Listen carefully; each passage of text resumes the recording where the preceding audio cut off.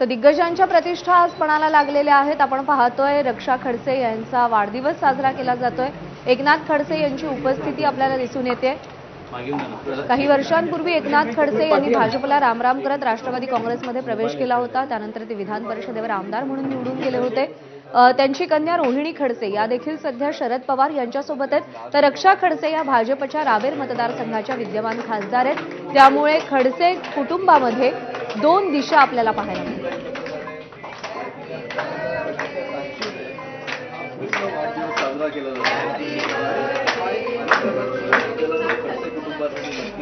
की ज्या पद्धतीनं आजचा दिवस सगळ्यांना महत्वाचा आहे।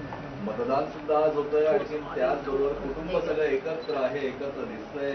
हा जाणारा संदेश हा सगळ्यात महत्वाचा आहे। याच्यामध्ये कमी अर्थातच एका व्यक्तीची नक्कीच जाणवत आहे। एकनाथ खडसे अर्थात नाथाभाऊ आपल्या सुनेला जिला मुलगीही मानतात, रक्षा खडसेच्या उमेदवाराच्या नाव ते करतात। आत्ताच नंदा काकू यांनी सुद्धा त्यांचं आपण बघतोय की वाढदिवसाचं अभिष्ट चिंतन केलं। पण घरातले सगळे कुटुंबीय एक नणद जरी सोबत नसली तरी एक नणद कायम पाठीशी उभी असते, हेही चित्र आपण दृश्यांमध्ये बघतो आहे। तर रक्षा खडसे यांच्या वाढदिवसाला आज त्यांच्या मतदारसंघामध्ये मतदान होतंय। मतदार राजा त्यांना वाढदिवसाचं नेमकं काय गिफ्ट देतो आणि मतदान रूपी आशीर्वाद त्यांच्या पाठीशी नेमका उभा राहतो का, हे 4 जूनला स्पष्ट होणार आहे। रक्षा खडसे या रावेर लोकसभा मतदारसंघाच्या विद्यमान खासदार आहेत। महायुतीकडून पुन्हा एकदा त्यांना उमेदवारी देण्यात आलेली आहे। खडसे कुटुंब हे अनेक वर्ष भाजपशी एकनिष्ठ असलेलं असं कुटुंब मानलं जायचं।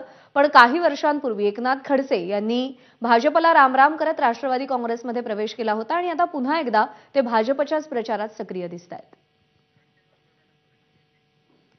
कृष्णा केंडे आपले प्रतिनिधी सध्या आपल्यासोबत आहेत। कृष्णा, आपण दृश्य पाहतोय, रक्षा खडसे यांच्या प्रचारामध्ये आपल्याला एकनाथ खडसे दिसले आणि आता त्यानंतर त्यांचा वाढदिवस साजरा करण्यासाठी सुद्धा ते पोहोचलेले आहेत। अधिकृत प्रवेश झालेला नाहीये, पण मनाने मात्र खडसे पुन्हा एकदा भाजपमध्ये आलेत असं म्हणायला हरकत नाही।